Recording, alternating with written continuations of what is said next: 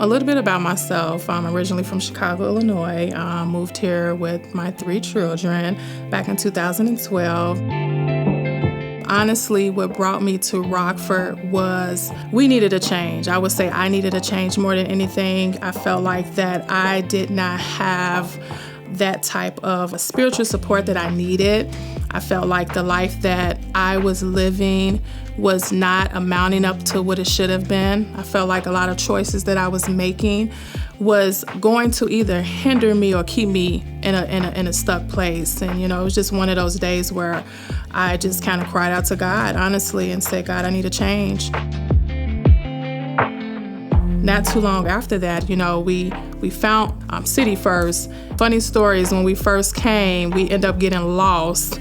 And by the time we got here, we missed service. But we ended up coming the next week, and we've been coming ever since. What I like about City First is that they have an amazing youth department. And that was like one of the prayers that whatever church that we get grounded in, that is big on ministering to my children as well. So on top of that, the flip part was that I was able to also get involved in a life group, which was really good too, because I wanted to connect with people, especially when you go into a big church. You want to be able to get an opportunity to meet people within the church as well, which kind of led me to meeting a life group leader at the time that was involved in different ministries, and she actually had connections with another minister at the church, which told me about the Empower Home.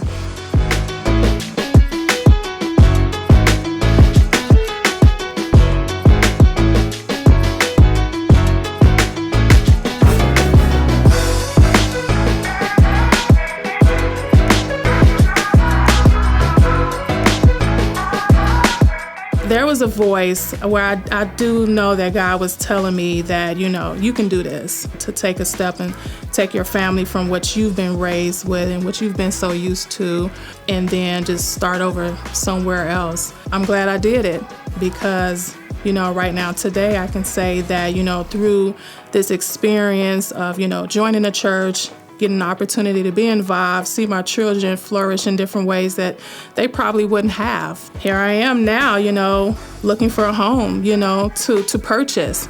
And that's just not something, even at the time, that I would have thought I would have accomplished or achieved.